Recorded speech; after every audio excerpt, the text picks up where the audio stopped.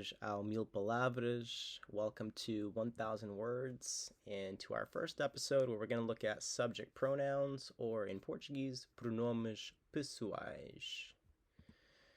Primeiro, vamos ver a palavra eu. Eu. And eu means I. It's the first person singular of any conjugation, any verb conjugation. So, eu. And the example we have here is eu gosto de falar português. Eu. That means I like to speak Portuguese. So again, eu and I. So this will be the format that we go through just to kind of give you a heads up. We'll have the subject pronoun, the important word. We'll have the word in English in parentheses. And then we'll have an example in Portuguese used in a sentence, and then the translation, the closest thing that we can give you to a translation, because you can't always translate word for word when you're trying to go between languages. The next one, a próxima, it's tu. Tu.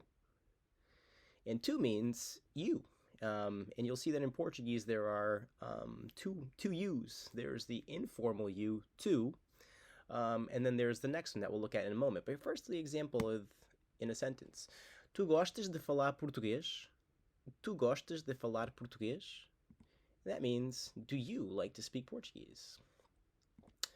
And then we'll move on to the formal version of you, or você. Você. And again, that's the formal you. And the sentence that we have, você gosta de falar português? Do you like to speak Portuguese? So, tu and você, there's a video that you can watch on that on my YouTube channel. That's outside of this series.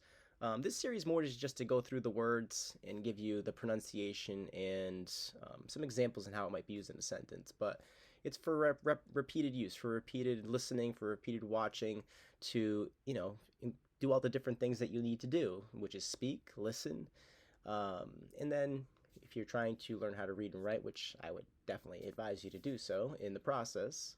All things are kind of intertwined anyway. But we are not looking for, a very formal academic setting here in this series. It's really just to kind of go through the words, give you an auditory example so you to hear how it's pronounced, and some examples in a sentence. But moving on. The next one we have is the third person singular, he or ele. Ele.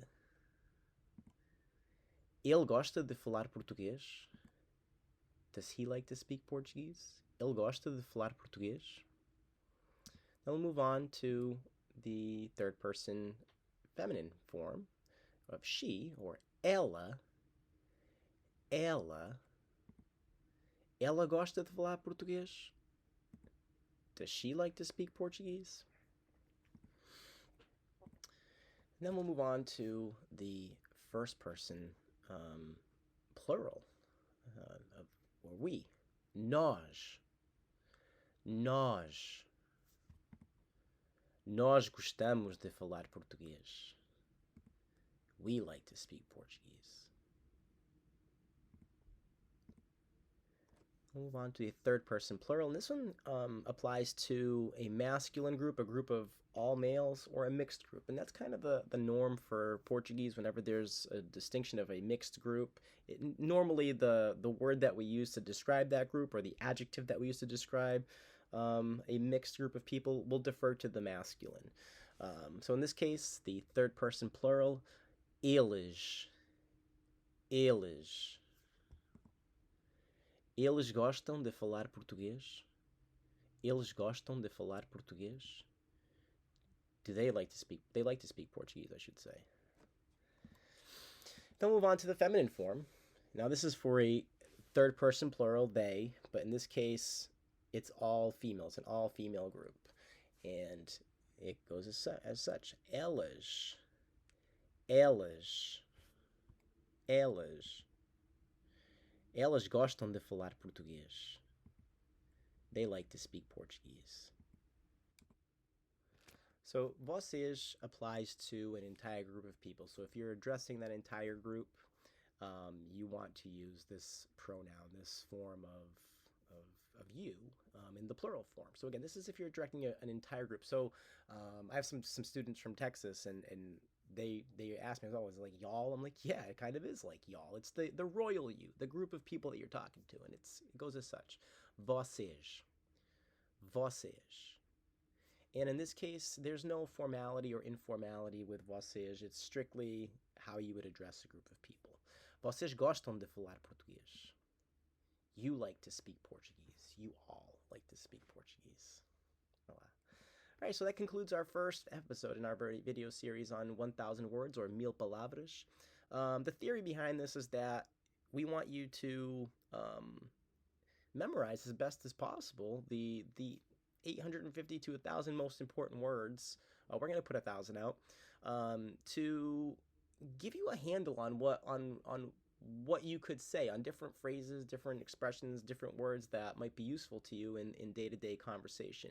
Again, the purpose of this channel is not to give you a very academic, grammar-heavy learning of the language. Oftentimes, when people are trying to learn a language, those structures, while important to know, they should be part of the process, in my opinion, in terms of in learning conversational, really whatever language you're trying to learn. But I know Portuguese, and I'd like to share that with you guys. So I'm going to put together this series for you, and I hope you subscribe to my channel and like each video. It really helps me out with the algorithm, and it'll help push it out to more and more people and get more and more people speaking Portuguese and learning this beautiful language and culture, and give you the nuts and bolts of what you need to interact with Portuguese people really across the diaspora. It's not really just Portugal or Brazil. There are Portuguese people spread throughout the world. I live in a southeastern Massachusetts community near New Bedford that there's a lot of Portuguese people here. So the language is also useful here, not just in the main countries of the Portuguese diaspora. You know, you can go anywhere, almost on any continent, and find Portuguese speakers. So again, hope you like and subscribe to this video, to my channel, and turn on your notifications so you get the next video when it comes up. I'm going to try to be posting on a pretty regular basis until we get our 1,000 words. And also I have other videos that do get a little bit deeper into the grammatical structures of the language, and hopefully will help you on your language learning journey. I also have a website where I offer one-to-one lessons if you're more comfortable working with an instructor.